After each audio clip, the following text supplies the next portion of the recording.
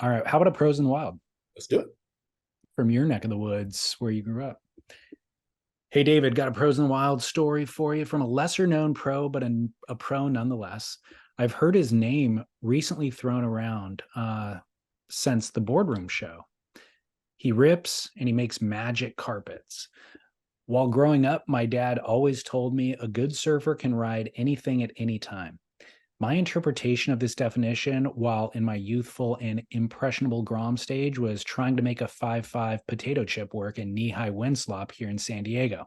However, one day I witnessed true mastery of an untraditional surf craft in the Pacific Northwest, in a Pacific Northwest beach break, which changed my perspective on what good surfing is and should be. Sure, I had seen classic surf movies where non-shortboards were the main feature, Endless Summer 1 and 2, The Seedling, One California Day, etc. However, I never put much thought into pursuing that style of surfing until this day. When I was in 8th grade, my mom and I went up to the Pacific Northwest for a wedding where our old neighbor was getting married to her lifelong, or I'm sorry, getting married to his lifelong girlfriend. I am 14 years old and am just getting my first taste of surf addiction.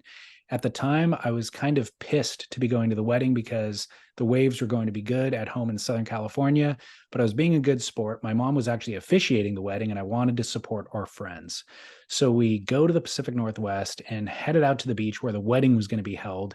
And we're going to the rehearsal, which was taking place at the time. As I'm walking up the sand dunes with my mom, I got my first feeling of how cold the beach can be outside of my Southern California bubble. It was autumn, the winds were howling offshore, the sun was out, but did not provide much warmth. I zipped up my jacket, put my beanie on, and I asked my mom if I could go watch the surf to kill some time before the rehearsal started.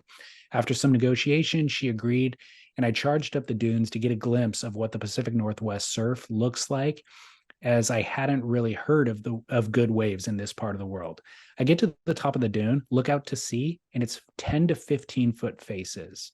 Huge, massive, unruly beach breaks with A-frames being blown into beautiful teepees by the offshore winds. I scan the lineup to see if there are any madmen brave enough to charge these massive waves. And sure enough, a little dot of a surfer is out there, dropping in on a 15-foot cavern and getting blown out. Whoa. I watched the surfer, mesmerized and hooting on every pit at every pit packed for over an hour, getting blown out of these massive beach break barrels all by himself. Drop in, get super barreled, get blown out, get washed by mountains of white water, make it out, drop in again over and over. I was psyched out of my mind. Seeing someone score heavy tubes with no one around, truly a surfer's dream. After an hour or so and a dozen or so sandy tubes, the mystery surfer gets out of the water and starts walking up the beach to where the wedding rehearsal is taking place. As he gets closer, the bride actually goes down, hugs the surfer, brings him up to all of us, in which she introduces him as her older brother. As he made his rounds of introductions and good to see yous with everyone at the rehearsal, he comes up to me and I realize, holy cow, this is Dane Perlee from One California Day. The guy rips and he shapes with the Knoll family. What should I do? Am I supposed to bow? Is there a ring I'm supposed to kiss? Is this for real? I avoided making a fool of myself and instead sheepishly asked him the only question that my 14-year-old brain could come up with. How is it out there? He smiles, shakes my hand, whips his board around, and shows me the bottom. Dane replies, it was pretty fun. I got a couple of fun tubes, couple of poundings, but I've been nursing this knee injury. Do you have to, do you have No, to no, break? Oh, okay. keep going. But I've been surfing this knee injury. And so I've been knee boarding with this funky board that I made. Upon closer inspection, I kid you not, this board maybe could have been called an Alaya, but not with the sleek wood finishing and well-placed concaves. It was a crude, very square, dense, and it looked like a piece of plywood that was just whittled down into something that might resemble a surf craft. And yet he was not only packing 10 to 15 foot tubes, but he was flying out of them with ease. And he was also paddling back out through the minefield of exploding waves and churned up sand. Any of those waves that he caught would have still been the wave of my life. Now I'm 27 and I've seen plenty of other pros in the wild. I've seen pros packing tubes at pipe. I've seen Brazilians do multiple flips at a wave on a wave at trestles.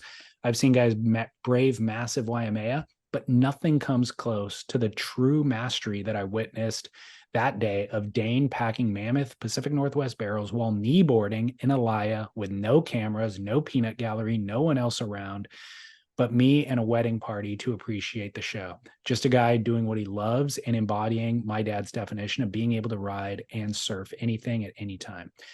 I'm back in San Diego now, and I'll see Dane around sometimes as he lives down here with his amazing wife and kids. He always says hi and makes small talk whenever our paths cross. He even rode a board that I made with my dad and gave me some tips on how to make it better. I haven't told him how impressionable that day was on me, but I'm still starstruck every time I get to shake his hand. Keep up the work. Beautiful, beautiful and poignant. That is a true story that, like, I mean, it's one thing to go to pipe and see the pros do what they do at their best, but to go somewhere like that, have no expectation and see some madman in the wild doing that with nobody around is so badass.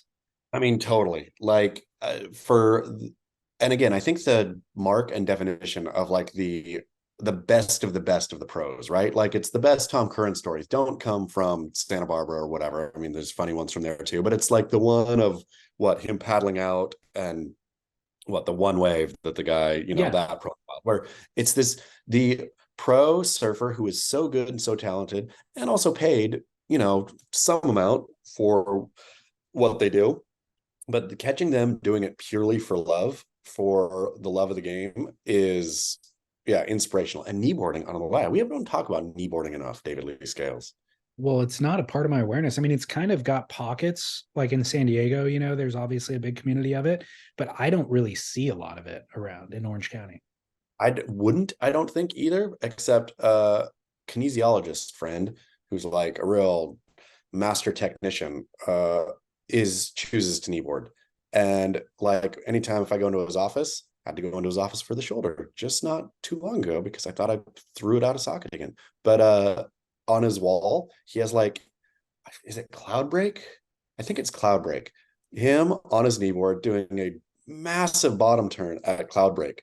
And I need to ask him why he chooses kneeboard because I feel there's some reason to it. Is it the torque or something? I mean, what thrill do you get out of kneeboarding that you would not get out of standing up? I think you could surf. I mean, the reason why they did it in San Diego, surfing the slabby reefs, was you can knife in.